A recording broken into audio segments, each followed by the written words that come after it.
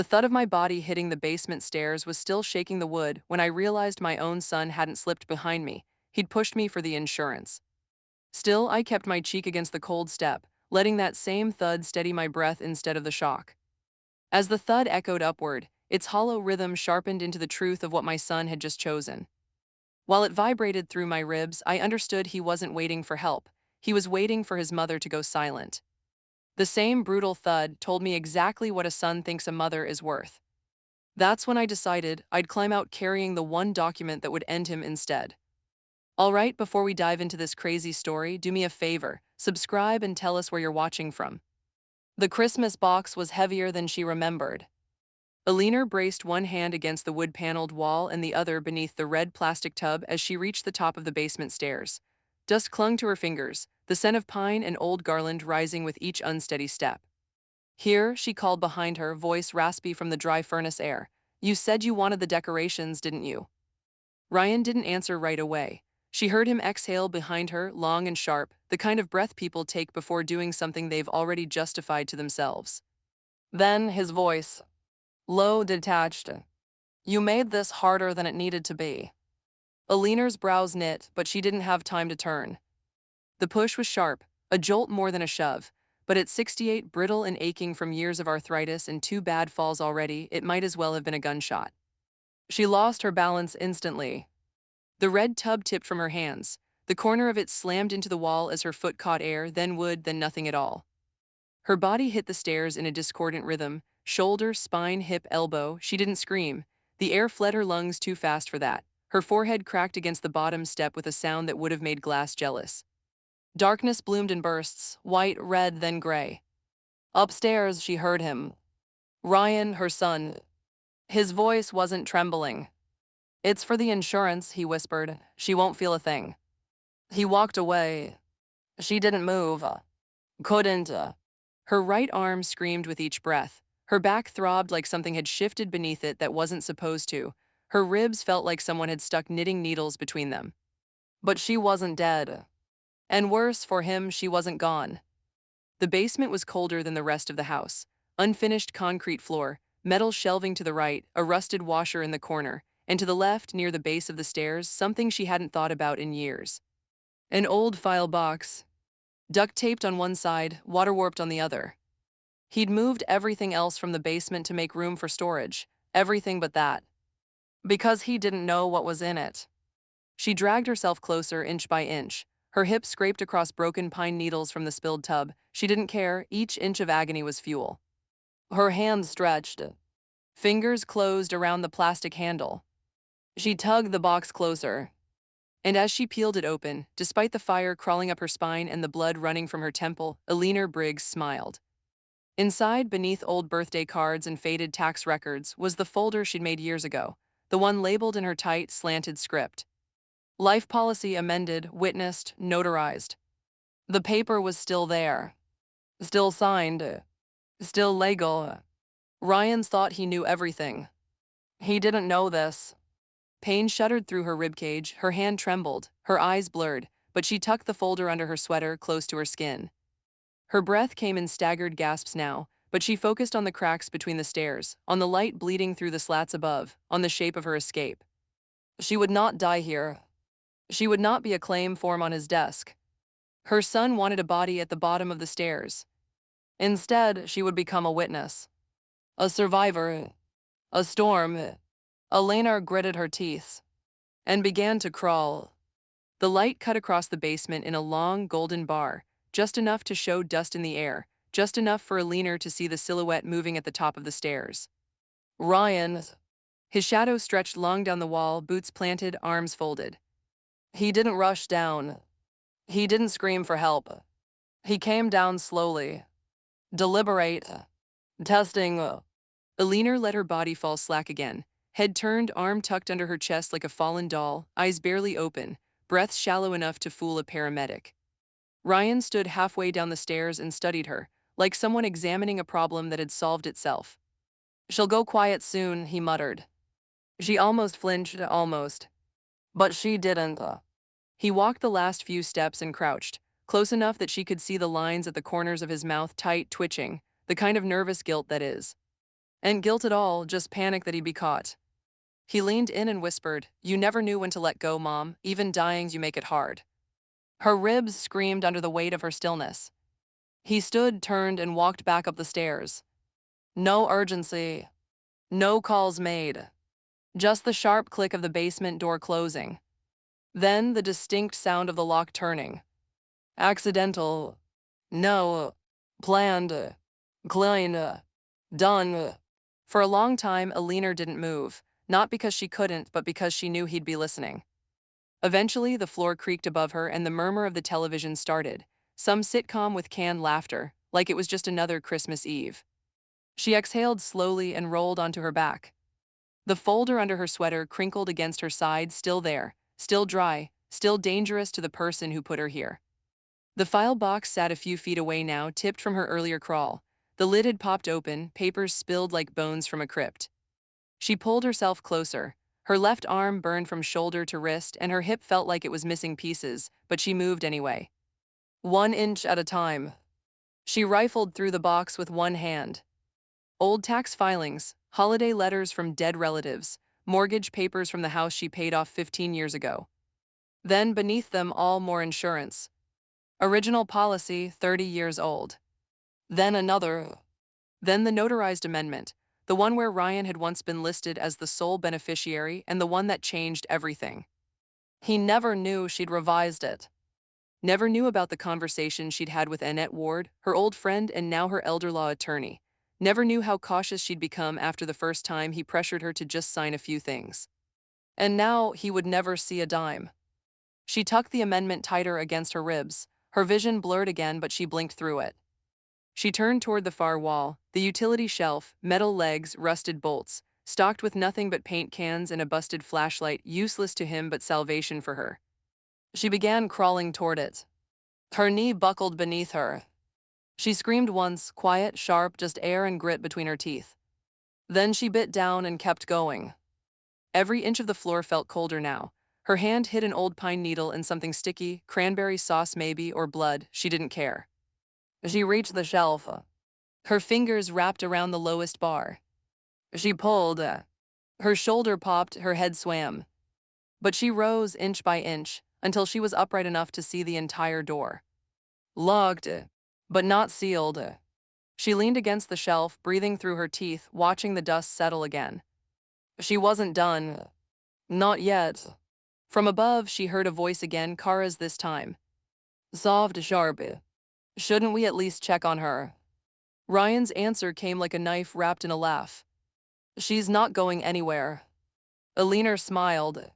Wrong again, son. She was already coming back. The basement air felt heavier now, cold, metallic, tasting faintly of dust and betrayal. Alina braced herself against the utility shelf, her fingers trembling from effort and pain. Every inhale stabbed, every exhale shook, but she stayed upright. That's when she heard it. Footsteps overhead, paced and nervous, then the distinct click of a phone screen. Ryan's voice leaked through the vents, too loud, too clear, too careless. How soon do payouts process? He asked. Alina closed her eyes. Not if she was dead. When? He'd moved on to logistics. A woman's voice drifted close, Kara, cool and clipped. Ryan, they need death certification, right? Isn't that how it works? A cabinet door slammed, a wine bottle thunked on the counter, their conversation sharpened like knives grinding together. Well, yeah, Ryan muttered, but we don't call until we're sure. They won't release anything unless the time of death is consistent. You said she doesn't have medical equipment down there, Kara whispered. So nature does the work. Alina steadied herself, knuckles white against the shelf. They weren't calling 911.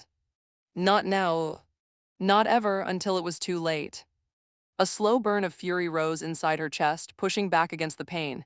She scanned the basement, searching for anything to create noise, to force attention. Her gaze landed on the old breaker box on the far wall, rusted, heavy, close enough to reach if she used the wall for support. She began the slow crawl across the concrete floor. Every movement scraped raw nerves. Her ribs felt like splintered wood grinding with each breath. Her right leg dragged uselessly behind her, but she moved inch by inch, driven not by survival instinct but defiance. Above her, the TV switched to a loud Christmas commercial. The jolly jingle vibrated through the floorboards. Perfect. They wouldn't hear a thing. She reached the breaker box and grabbed the latch.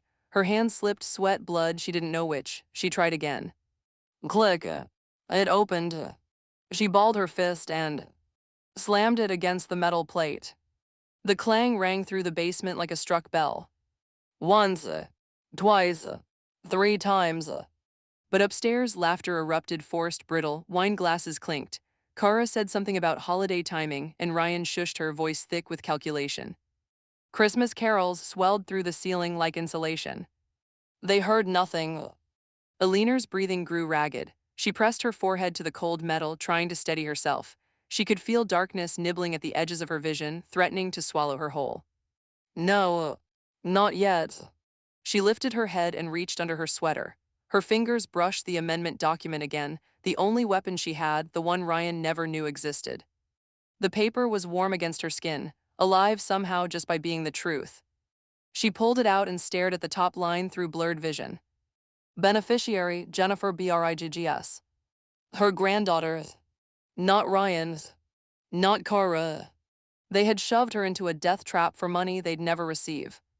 A bitter, breathless laugh escaped her lips. It hurt, God, it hurt, but the absurdity of it burned through everything. They were killing her for nothing.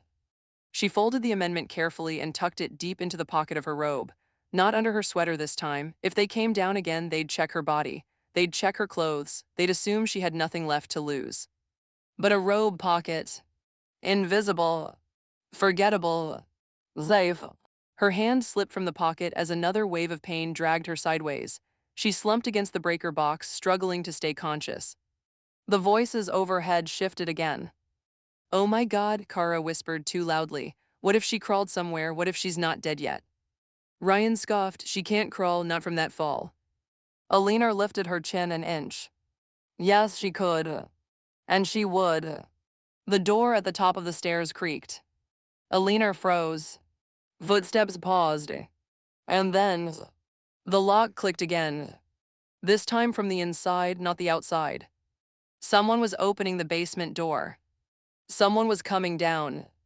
The basement door eased open with a soft, trembling creak, one that didn't match Ryan's swagger or Kara's clipped impatience.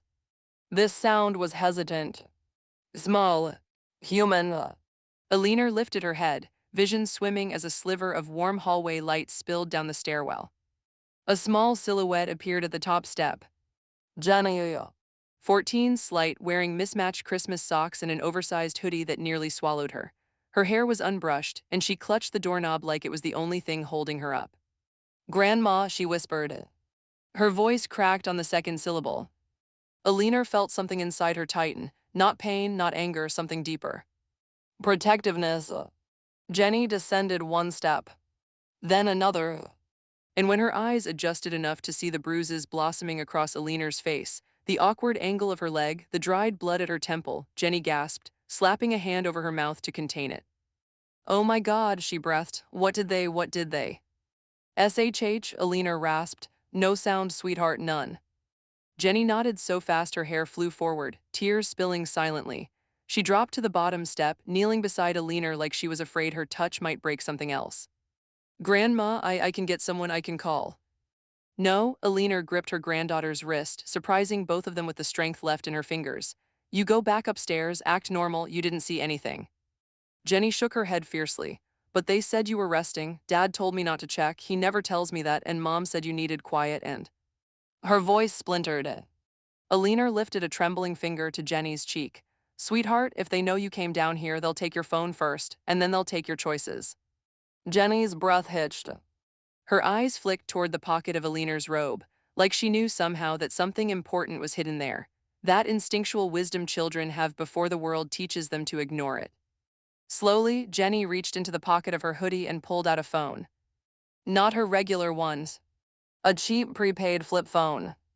I bought it last month, she whispered, for just in case. Eleanor stared at it, stunned. Jenny flipped it open and pressed it into her grandmother's palm. In case they take mine, she said quietly. A rush of heat hit Eleanor's eyes, shock, gratitude, sorrow, but she blinked it away. There wasn't time. Good girl, Eleanor whispered. Now go slowly, quietly. Jenny hesitated, torn between fear and duty. But she obeyed. Because survival, Alina realized, wasn't just something adults learned. Sometimes children learned it first. Jenny climbed the stairs, pausing halfway to look back, her face streaked with tears, but jaw set the way Alina's used to be when life pushed harder than it should have. Then she disappeared into the hallway light. The door eased shut. The lock turned again, this time softer, almost staged, as if Jenny wanted it to sound like she'd left things untouched. Silence returned, but it wasn't the same. Silence now meant she wasn't alone. Alina sucked in a breath, tasting rust and air turning stale. She braced her good arm on the bottom step. The climb began. One step. Her ribs screamed. Second step. Her vision blurred so violently she nearly toppled backward. Third step. Her knee buckled, sparks erupting behind her eyes. She clutched the railing, a thin, cold strip of metal that felt like a lifeline. She rested her forehead against the wall, panting. Upstairs, laughter drifted down. Kara's shrill giggle, Ryan's lazy chuckle, wine glasses clinking, the soundtrack of people celebrating the holiday they assumed would end with an inheritance. They were toasting her death. She clenched her jaw. Fourth step. Fifth. Her pulse hammered, sweat chilled her back, and a fresh bruise blossomed somewhere beneath her ribs. Sixth step. Just a few more and she'd be at the landing. A few more and she'd no longer be a body on the cold basement floor. They'd pushed a woman down the stairs, but she would rise like a verdict. Her fingers reached the edge of the top step. Her breath shuddered out in a single, broken exhale. Then, a floorboard groaned. Footsteps. One set. Coming closer. Not Jenny's. Not light. Not careful. Ryan's.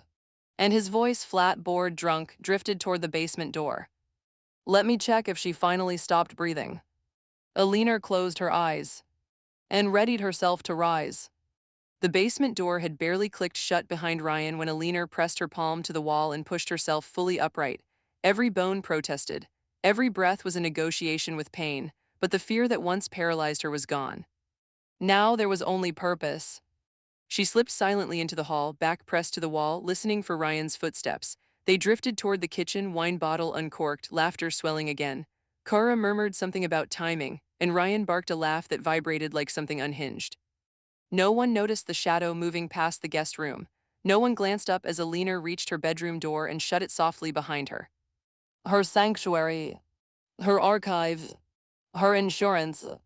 She crossed the room with a limp that felt carved from fire and opened the bottom drawer of her dresser. To anyone else, it was filled with scarves and old Christmas cards, but beneath the neatly folded fabric was a locked tin box, small, blue, dented at the corner. She fumbled for the tiny case she kept taped under the drawer's underside. Her fingers shook, not from fear, from anger sharpened into resolve. The key turned. The latch snapped open. She lifted the lid. Inside lay the documents Ryan never knew existed. Updated will 2 years old, witnessed, notarized, ironclad. Revoked beneficiary forms, Ryan's name slashed out legally. Durable power of attorney, naming Annette Ward, not family. Insurance amendment, the big one, the true target. The paper was crisp, clean, waiting. Alina unfolded the amendment with care, her own signature curled across the bottom in blue ink. Under beneficiary, one name was listed. Jennifer Briggs.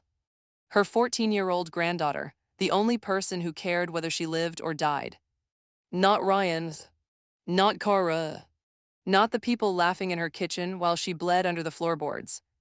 A tremor passed through her, not weakness, but the weight of knowing she'd built this safety long before she knew how much she'd need it. She tucked the entire packet beneath her robe, securing it against her skin. No matter what happened next, fall, collapse, or confrontation, those papers would not leave her body. She opened her bedroom door. The hallway swayed, but she steadied herself. Now came the performance. The appearance of fragility that would hide her growing strength. She walked toward the living room, each step carefully measured, each breath a winced victory. Kara's voice floated out first, sugary and smug. She always overexerts herself, I told you she. She stopped, mid-sentence. Her eyes widened as Alina stepped into the doorway alive, bruised, upright. Kara's wine glass froze halfway to her lips. Ryan turned. His face didn't react at first, then. A twitch of shock. A widening of eyes. A sharp inhale he couldn't disguise quickly enough. "Moms," he blurted, voice pitched too high. What happened? You look, my God, you look terrible." Alina leaned slightly on the doorframe, not because she needed to, but because it served the story she needed them to believe. "I fell," she whispered, her voice gravel and ice. "In the basement, I managed to climb out."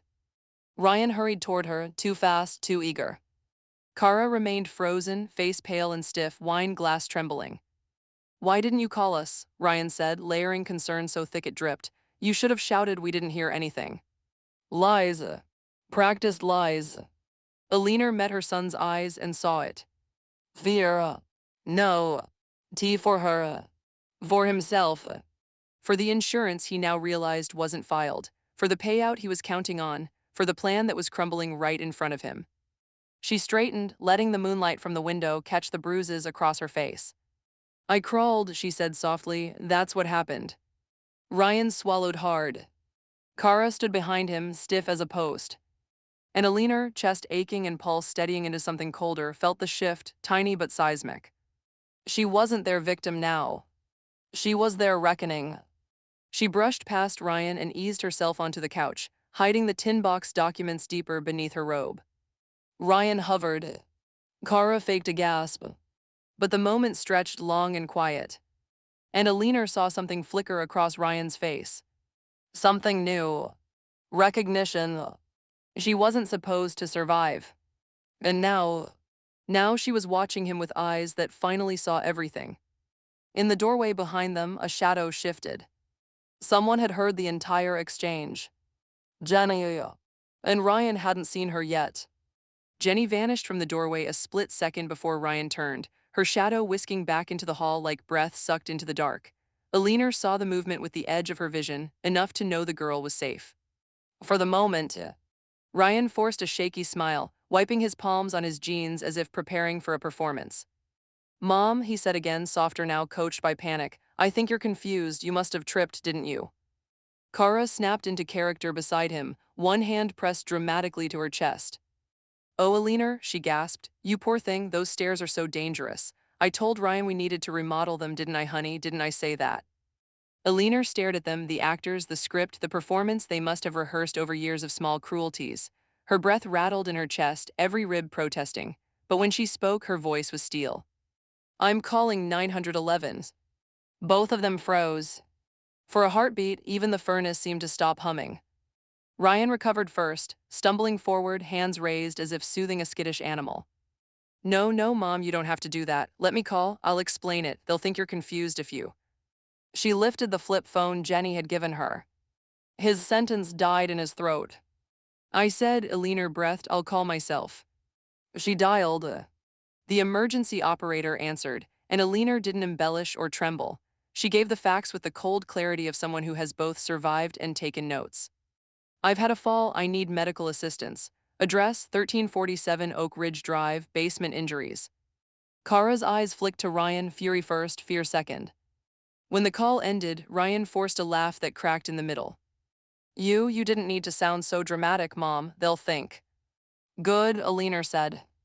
Two headlights flashed through the window a few minutes later, washing the living room with the blue-white glow of authority. The ambulance doors slammed. Boots hit pavement. Paramedics entered the house.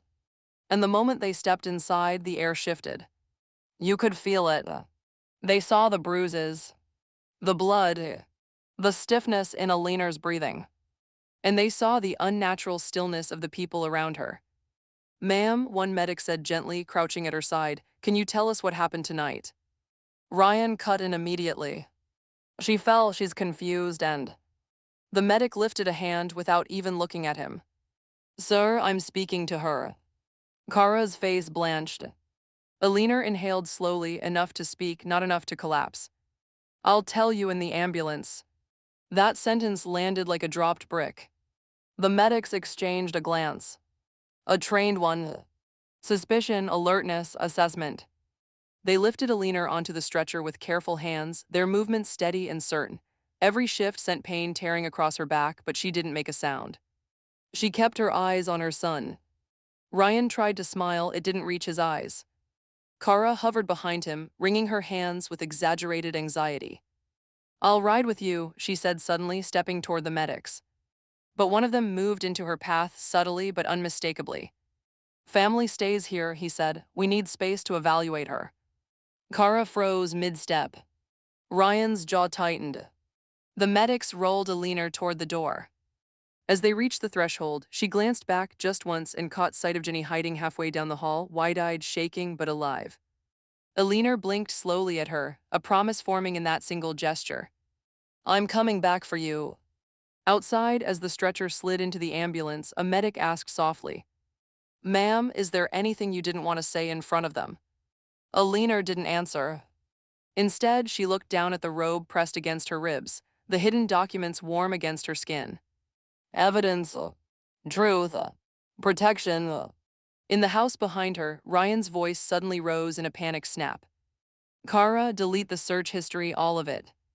The medic's head turned sharply at the sound. Alina closed her eyes. "Let them bury themselves." The ambulance doors shut.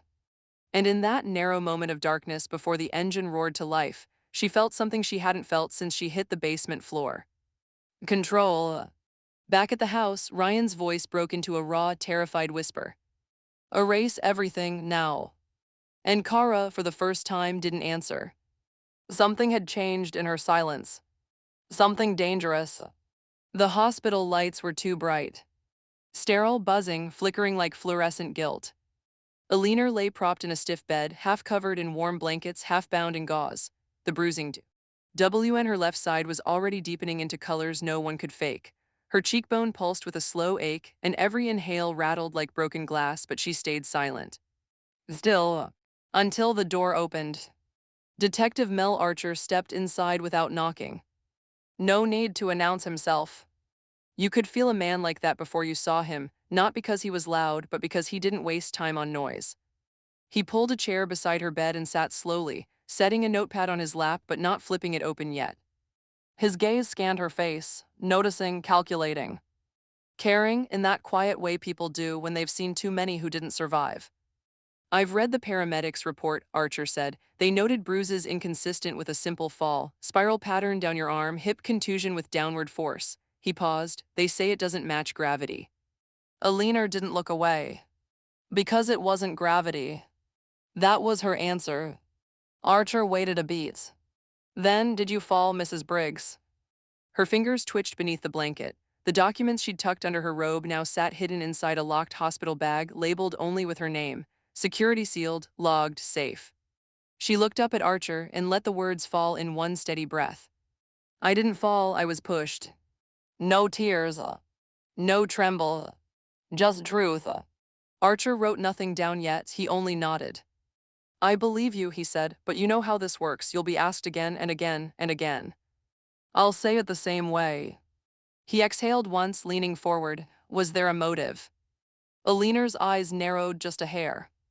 She didn't answer that. Not yet. Not until every legal thread was tied, every clause in place, every account sealed. Because she knew something men like Ryan didn't. You don't use truth until it becomes a weapon. And hers was still loading. "I'd like my attorney present before I answer that part," she said simply. Archer smiled just a little, respect not pity. "Fair enough." He rose, nodding once more before stepping out. A few minutes later, another figure arrived, heels sharp against the linoleum, expression set like a woman walking into battle. Annette Ward. Elder law attorney, old friend, quiet weapon. She didn't offer condolences. She offered paperwork. And power.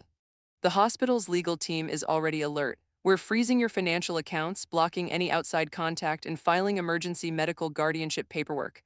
She handed Alina a pen. "Sign here, I'll do the rest." Alina signed without hesitation. Her hand didn't even shake. Just then, her hospital phone buzzed once. Unknown number, text message. She opened it, expecting spam. But the message made her chest tighten in a way her broken ribs never could. "Jenny. Dad is yelling, Mom's packing, they think you'll talk, I'm scared." Alina's hand closed slowly over the phone. Annette noticed. "Jenny." Alina nodded. "I want her protected." She will be, Annette said. I'll start a petition for emergency temporary custody. They're trying to run, Alina whispered.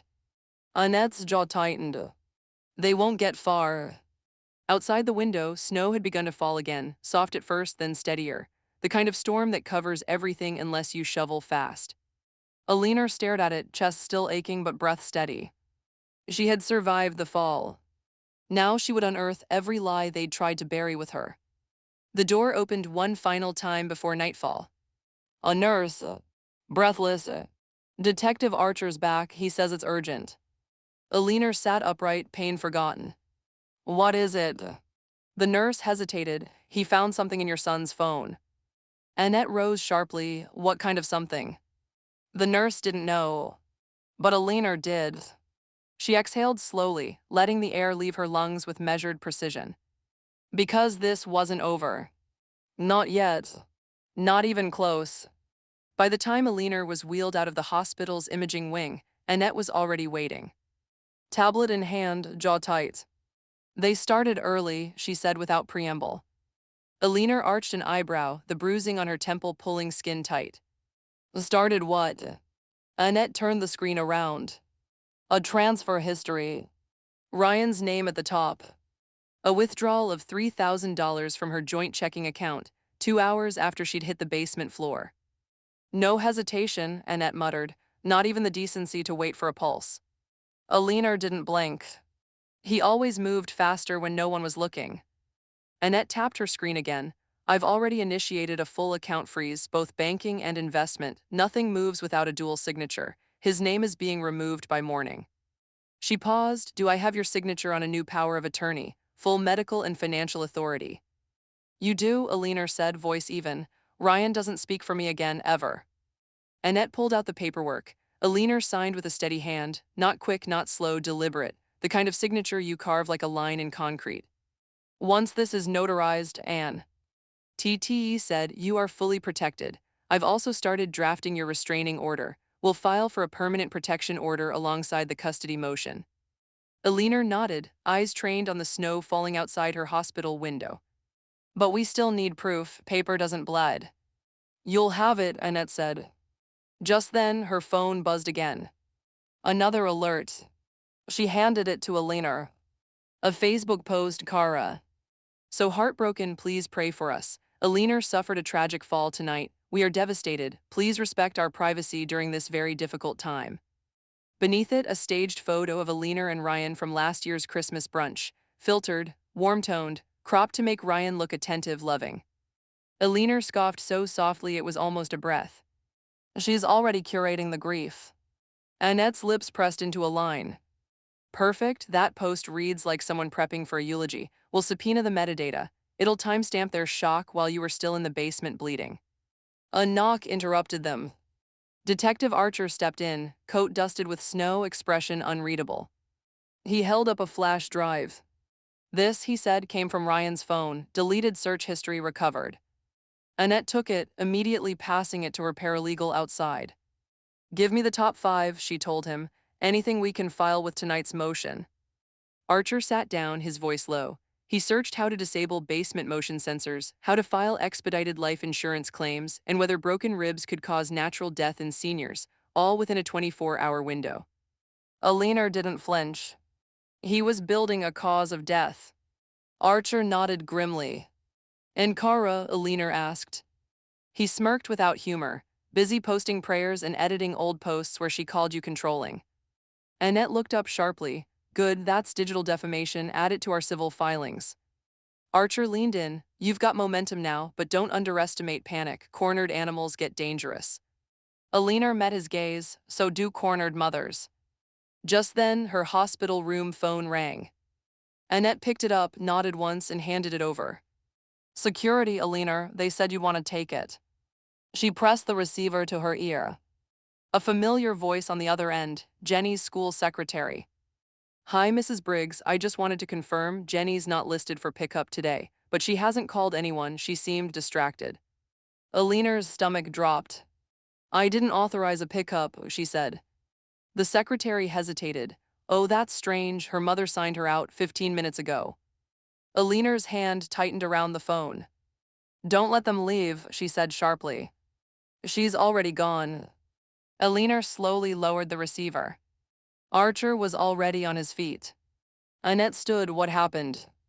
Alina looked between them, calm, clear-eyed, dangerous now in her stillness. Kara took Jenny. The room fell silent until Archer snapped open his radio. Code Yellow, we've got a minor removed from school grounds without authorization.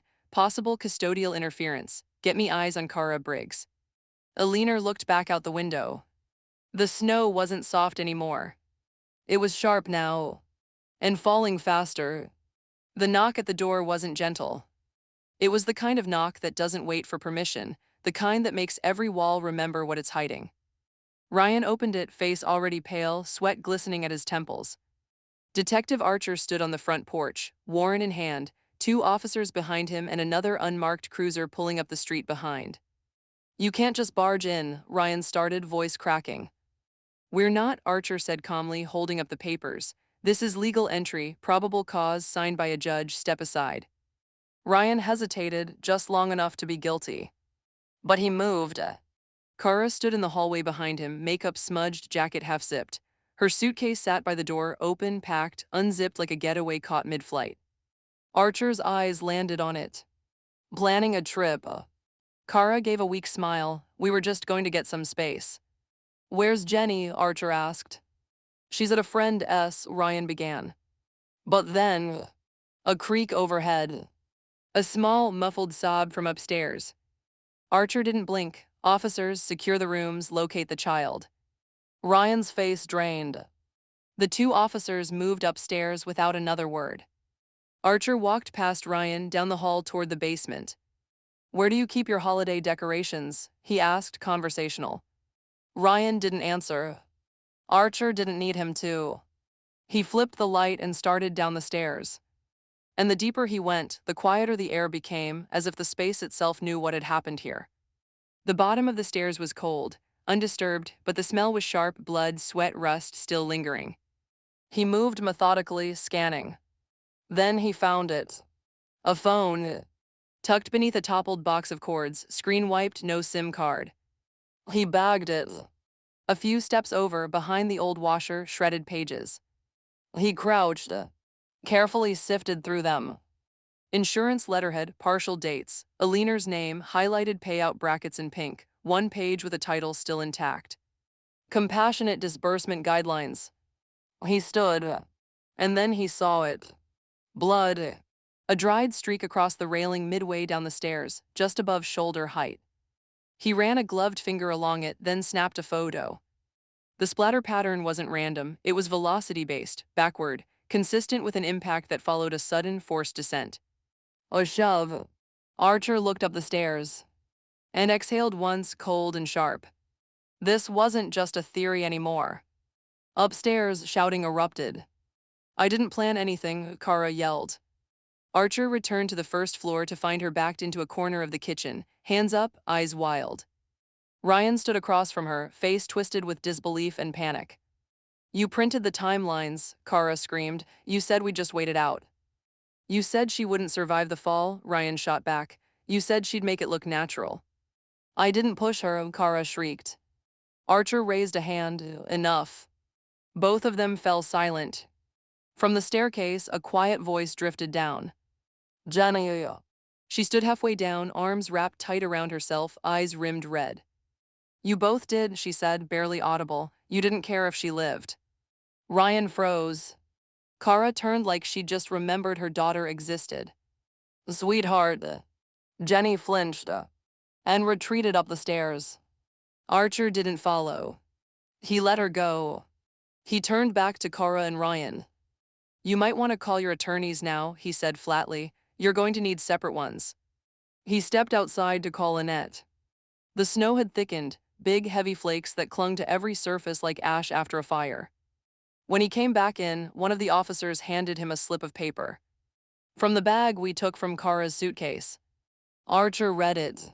It wasn't just a packing list. It was a breakdown of Alina's medication schedule, decline projections, and estimated insurance maturity dates. Color-coded, itemized, labeled. Timeline to final. And beneath that, a note scribbled in Kara's handwriting. Adjust if she survives the fall. Archer folded the paper, walked back into the room. Ryan was slumped at the table, head in his hands. Kara stared at the wall, numb. And upstairs, behind a locked bedroom door, Jenny cried alone. But not for long, because Archer had already radioed for a child welfare advocate. And back at the hospital, Aliner's phone vibrated once with a text from Annette. We have enough, everything changes tonight. Aliner smiled and pressed record. Detective Archer didn't drag Ryan to the interrogation room. He guided him, a hand at his elbow, firm enough to communicate boundaries, gentle enough to make Ryan believe he still had control. He didn't. The room was small, bare, and humming with the buzzing fluorescent light that made people tell the truth without realizing it. Ryan sat hunched at the metal table, tapping his leg so violently the chair vibrated. Kara was nowhere in sight. Archer closed the door behind him, pulled out the chair across from Ryan, and set down a digital recorder. He didn't start with questions. He started with sound. A single click. Then the faint, tinny playback of Ryan's own whisper, the one he made standing over Aliner's crumpled body at the bottom of the stairs. It's for the insurance, she won't feel a thing. Ryan's spine jerked like the words had shocked him. His face drained of color. His fingers curled into fists that trembled against the table. That's not real, he sputtered. That's edited, you people pulled that from context. Archer didn't blink. Didn't move. Didn't give him a lifeline. He simply hit play again. The whisper filled the room like a confession dragged from the walls. She won't feel a thing. Ryan's breathing quickened, shallow and panicked. Then the dam cracked. Look, he snapped, slamming his hands on the table. You don't understand the pressure I'm under. My job cut my hours, the mortgage is behind, the credit cards, damn it, the interest alone is drowning us. Archer let him spiral. That woman had money she wasn't using, Ryan shouted. What was I supposed to do? Watch everything fall apart while she hoarded every penny like a dragon. He dragged his hands through his hair, voice climbing. She was going to die anyway. She falls all the time, everyone knows it. It would have looked natural like she slipped again. I didn't mean to, his voice broke. I didn't mean to shove her that hard. There it was. The confession he didn't know he'd given. Archer clicked off the recorder. Ryan realized too late what he'd done. His mouth hung open, breath stuttering, as if trying to gather the words back into his throat. But confessions don't retreat. They expand. They metastasize. They bury. Archer leaned back in his chair, voice calm. Your wife's story doesn't match yours. Ryan froze. Kara says you planned it, Archer continued. She says she only watched. She says you said you needed a clean break. She's lying, Ryan spat. She told me this was the only way to fix things. She looked up the policies, she printed those timelines, not me. Archer raised an eyebrow. Interesting, you know what we found. We didn't tell you that yet. The color drained from Ryan's lips. His tongue darted out like he was tasting panic. He buried his face in his hands. I just needed one break, just one. I didn't think she'd get hurt so badly, I didn't think. Archer stood. We're done here. As he left the room, Ryan lunged forward, shouting after him. You don't get it, she wasn't supposed to survive. The door slammed shut. At the hospital, Aliner sat quietly, listening as Archer relayed the transcript through Annette's speakerphone. She didn't smile. She didn't rejoice. She simply nodded once, slow, precise, like someone checking off a box in a ledger she'd been keeping for years. Annette was already drafting paperwork. Restraining orders, emergency guardianship filings, medical directive protections, she said, flipping documents. By morning, Ryan won't be able to enter your hospital floor. Aliner stared at her reflection in the window, the bruises, the bandages, the stubbornness still burning behind her eyes. She wasn't powerless. She wasn't broken. She was prepared. Her hospital phone buzzed. A text. From Jenny. Jenny. Dad's scared. Mom keeps saying it was his idea. Please come get me. Aliner's fingers tightened around the phone. Annette saw the shift in her posture. What is it? Aliner didn't answer. Not with words. She reached for the pen and signed the last form Annette slid onto the tray in front of her. the one that severed her son from every legal right he ever thought he had to her life. Just as Archer opened the door and said, "Eleanor, we have another problem." The cruiser lights hit the Briggs house before the snowplow did. Red and blue flashed like judgment across the frost-glazed windows. Inside, Kara was halfway to the door, suitcase wheels bumping over the entryway tile, jacket clutched in one hand, Jenny's school bag slung over the other. She didn't hear the first knock, but she heard the second, louder, final. When she yanked the door open, her smile came too fast. "Officers, what's this about?" But she didn't finish. Because behind the uniform stood Detective Archer, and he wasn't holding questions. He was holding cuffs. "Kara Briggs," he said, tone flat as a closed file. "You are under arrest for custodial interference, obstruction of justice, and conspiracy to commit elder abuse." Her jaw dropped. "Wait, what? I was just leaving to cool off. This is harassment." "No," Archer said evenly. "It's paperwork signed by a judge. Step back." She didn't. So the officer behind him did it for her, stepping in, taking her by the arms, the bag slipping from her grasp and spilling onto the floor. Jenny's sketchbook landed open. A half-drawn snowman family stared up at them. The grandmother figure was taller than the others, watching from behind a tree. "Where's my daughter?" Kara shrieked, twisting in the officer's grip. "Where's Jenny? She needs me." "She needed someone before you took her," Archer said. And just then Ryan barreled in from the living room, hair wild, shirt untucked, eyes wide like a man watching his world split open. "You can't arrest her," he shouted. "She didn't do anything, she didn't." Kara turned on him like a blade. "I didn't do anything," she screamed. "You pushed her, Ryan. You stood at the top of those stairs and shoved your own mother." Ryan's face contorted, part fury, part betrayal. "You watched, you told me to, you said we'd finally be free." "Because you begged me," she spat, struggling against the cuffs. "You said it would solve everything. You're the one who brought the insurance forms. You're the one who said she was in the way." Archer hit record on his phone, quietly. Neither of them noticed. They were too busy screaming over each other's sins. "She wouldn't even know," Ryan shouted. "She was going to die anyway." "You said you'd just nudge her. You said she'd trip and no one would ever know." "She did trip, I didn't mean." "You mean you failed and now we're screwed." The officers separated them. Kara was crying now, not grief but rage, her mascara bleeding into her teeth. Ryan wasn't crying at all, just pacing, panicked. And in the upstairs hallway, unseen by both of them, Jenny stood with her back against the wall. Frozen. The sketchbook still clutched in one hand. She had heard everything. Again. One of the officers spotted her and approached gently. "Hey, sweetheart, come with me, okay?" Jenny hesitated, then whispered, "Don't let them take me with her." Archer stepped in, voice softer now. "They won't." Jenny's eyes brimmed with tears. "She scares me more than he does." Archer nodded. "We know you're safe now, I promise." Back at the hospital, Eleanor sat upright in bed, wires trailing from her wrist, oxygen clipped to one nostril, the other left free by choice. Annette sat beside her, listening to Archer's live update on speaker. When he reached the part about the screaming match, the confessions, and Jenny's plea, Eleanor's jaw tensed. But she didn't ask for revenge. She asked for paperwork. "Get me the judge," she told Annette. "I want Jenny protected immediately. No shared custody, no visitation. Kara's not fit, Ryan's worse." Annette nodded, already in progress. Eleanor leaned back slowly. She hadn't needed to raise her voice. She hadn't needed to lift a hand. All she had done was survive. And now everything was burning in the light of that survival. The hospital phone buzzed again. "A message from Archer." Ryan's phone keeps buzzing, someone keeps calling, same number, same message, over and over. He sent a screenshot. A voicemail transcript. 4 chilling words. She didn't do it alone. Eleanor stared at the screen. Not shocked. Just ready. Because sometimes rot doesn't grow in one root.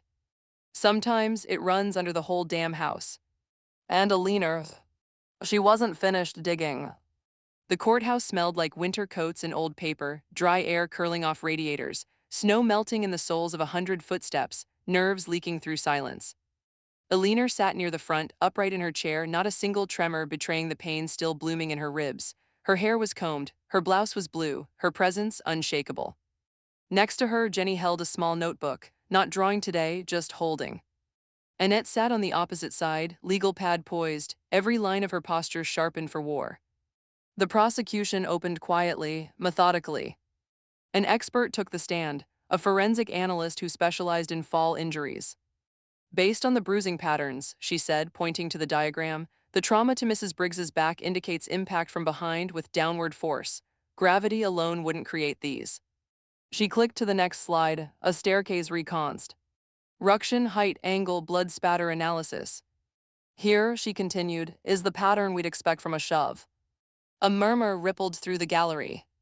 Kara shifted at the defense table, her hands folded tightly in her lap. She was dressed like mourning, black turtleneck, hair pinned, no makeup, like she was burying a mother-in-law she claimed to adore. But the jury wasn't looking at her. They were watching Ryan, who hadn't stopped crying since the bailiff called his name. He sniffled into a tissue, head bowed low, muttering every few minutes about stress, pressure, childhood wounds. Your Honor, his attorney said, my client never meant harm. He was overwhelmed financially and emotionally, and his mental state was deteriorating. Enough, the judge said sharply, you'll have your cross. Then they called a leaner. She stood, walked slowly, no cane, no dramatics. Only the faint hitch in her gait told the truth of what had been done to her. The courtroom held its breath. Mrs. Briggs, the prosecutor began, in your own words, can you describe what happened that night? Alina's voice didn't waver. My son pushed me down the basement stairs for money, and he left me there to die. A beat. Two jurors flinched. She looked at Ryan directly. He called it for the insurance. Ryan sobbed louder. Kara stared straight ahead, expression frozen. But the damage was already done. Because Alina didn't speak like a victim. She spoke like a ledger being read aloud. One broken rib, 2 sprains, 47 minutes on a cold concrete floor, and one document, she said, placing a hand over her chest, that he didn't know existed. The prosecution nodded, satisfied. No further questions. As Alina returned to her seat, Jenny reached up without looking and squeezed her hand. Kara's defense stood next, and she turned on the waterworks. I was manipulated, she said, voice trembling. He made me feel like we had no choice. He brought the documents. He said it was going to be an accident. I didn't touch her. I didn't push her. I did. She blinked hard, trying to conjure tears. I didn't do anything. And that right there was the problem. The jury saw it. The blank absence of remorse. The rehearsed empathy. Nothing lived behind her eyes. Annette leaned toward Alina. Watch how they stare at her, she whispered. They already don't believe her. The civil suit paperwork was being filed across the hall, financial damages, fraud, and emotional distress. But Annette wasn't worried. This wasn't going to trial. It was going to Ash. Back at the defense table, Ryan folded his arms and muttered again about childhood trauma, how no one knew what it was like, how mom always had the power, how this was supposed to be fair. Fair. The word dropped like a stone. The judge excused the jury for recess. As the courtroom cleared, Alina remained seated, still watching. And just as she turned to leave, the bailiff handed Archer a folded note. He scanned it once. His eyes flicked toward Alina. Another call came in, he said, voice low. A woman said she knows about the policy swap, said she helped draft it. Alina frowned, helped who? Archer's jaw tightened. She wouldn't say only this. He unfolded the note. A name was scrawled across the bottom. One Alina hadn't heard in a decade. Her sister S. The courtroom felt different when they reconvened. Heavier. Like the walls themselves knew a deeper truth was about to surface, one no reconstruction or bruise map could fully capture. Alina sat straighter than she had all week, her ribs bound beneath her blouse, her breath steady. Jenny sat beside her, fingers looped through Alina's sleeve like an anchor. Annette positioned herself at their flank, eyes sharp, pen poised, waiting. Ryan was brought in last. The moment he crossed the threshold, even the judge's expression shifted, not pity, not anger, but the look of someone about to open a file containing the final nail. The prosecutor rose. Your Honor, the state calls Ms. Reinhardt of Commonwealth Mutual Insurance. A woman in a navy blazer stepped up, calm, composed, her badge swinging slightly as she swore in. Ms. Reinhardt, the prosecutor began, you're here to discuss correspondence regarding Mrs. Briggs's life insurance policy. Is that correct? Yes, she replied, specifically correspondence initiated before Mrs. Briggs's injury. Ryan's head snapped up. The prosecutor clicked a remote. Emails projected onto the courtroom screen, blurred addresses, visible timestamps. This, he continued, is an email sent from an account registered to Ryan Briggs. Subject line, pre-death hardship payout inquiry. Date, 2 weeks before the fall. A hush swept across the gallery. Ryan swallowed hard, his attorney shifted uncomfortably. The prosecutor continued. In this message, Mr. Briggs stated, and I quote, "My mother's decline is progressing faster than expected. I need access to the compassionate payout to stabilize family finances." He clicked again. Another email. Forged signatures. Changed dates. A request for expedited review due to anticipated demise. Gasps fluttered through the courtroom. Annette leaned forward, her smile was small, dangerous. The prosecutor stepped closer to the witness. Ms. Reinhardt, did these documents raise suspicion? Yes, she replied. Several inconsistencies alerted us. First, the medical terminology was copied from outdated COPD literature. Second, the listed physician was no longer practicing. And third, Mr. Briggs submitted these from his personal email, not through an authorized representative. And what did your fraud division do with that information? We flagged the account, froze any pending claims, and began internal investigation. Ryan's breath stuttered. He glanced toward Kara as if begging for shared guilt. But Kara wasn't meeting his eyes. She stared straight ahead, pale and rigid. The prosecutor turned. And now, Ms. Reinhardt, can you explain how these relate to exhibits recovered from the Briggs residence? She nodded. Printed drafts of these same requests were found in the home, edited versions, including one in Mrs. Kara Briggs's handwriting, where she attempted to phrase the injuries as an unfortunate senior accident. Another ripple of shock rolled through the courtroom. Kara stiffened. Her attorney pushed a hand to her elbow, whispering frantically. But the prosecution wasn't done. Your Honor, he said, the state now submits the original beneficiary amendment, discovered in Mrs. Briggs's possession and validated by her attorney. Annette rose and handed the document forward. Alina watched Ryan's face the way surgeons watch a monitor when the heart begins to flutter. Because she knew exactly what moment would break him. The judge scanned the page. His brow lifted. Beneficiary, he read aloud, Jennifer Briggs. Jenny's grip on Alina's sleeve tightened. Ryan let out a strangled sound. The prosecutor stepped in. So in summary, Mr. Briggs attempted to obtain a payout before harm occurred. He forged medical decline, filed fraudulent requests, and stood to gain nothing because he was not the beneficiary. The judge leaned back, fingers steepled. The motive is now crystal clear, he said, as is the premeditation. Kara shot up suddenly. He told me she was leaving him everything. He said it was guaranteed. He lied.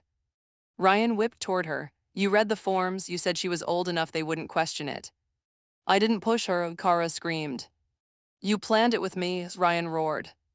Their fight spiraled into chaos, two snakes biting each other after the trap shut. Archer calmly lifted his phone and hit record. The judge slammed the gavel once. Enough. Silence flattened them both. The judge turned to Alina. Mrs. Briggs, he said gently, we acknowledge your testimony, your documents, and your clarity. The court finds overwhelming evidence of intentional financial exploitation paired with violent premeditation. He paused, letting the weight drop where it belonged. Sentencing will proceed tomorrow. Alina nodded once, accepting neither triumph nor closure. This was not the finish, but it was the hinge. As she stood to leave, Jenny slipped her hand back into hers. And just as they reached the courtroom door, a deputy rushed in, breathless, whispering to Archer. Jer's face tightened. He turned toward Alina. There's been another development, he said quietly. It's about your sister. Alina froze. The courtroom behind her buzzed with chatter. But she heard none of it. Only Archer's final whisper. She wasn't calling to help Ryan. She was calling to warn us. Sentencing day arrived under low, gray Pittsburgh clouds, the kind that sit heavy over rooftops like held breath. The courtroom was colder than yesterday. Different, too. This wasn't a day for proving anything. This was the day consequences finally took shape. Alina sat in the first row, spine straight despite the dull burn beneath her ribs. Ginny sat beside her, hands folded in her lap, eyes fixed forward. Annette hovered protectively behind them, the full force of every document, filing, and signature she'd crafted humming in her quiet confidence. When the bailiff called Ryan in, the room shifted. He looked smaller than before. Not physically, emotionally. Like a man whose world had shrunk down to the length of a metal cuff chain. His hair was uncombed, his jaw unshaven, his eyes red from nights he couldn't talk his way out of. He scanned the room, saw Alina, saw Jenny. His lips parted in something between apology and desperation. Alina didn't look back. Not today. The judge cleared his throat, voice carrying the weight of the entire case. Mr. Briggs, you stand convicted of attempted murder, elder abuse, financial exploitation, and multiple counts of insurance fraud. Ryan shut his eyes. The judge continued, tone even but edged with something like disappointment. You orchestrated a plan that preyed on the vulnerability of the woman who raised you, and did so with calculation, not impulse. A murmur rippled through the gallery. Ryan's attorney squeezed his shoulder. It didn't help. For these actions, the judge said, you are hereby sentenced to 30 years in state custody without the possibility of early release. The words landed like stone. Jenny flinched. Annette exhaled. Ryan broke. Mom, he choked out, voice cracking, please, I didn't mean, I never wanted. Alina's gaze stayed fixed on the judge's bench.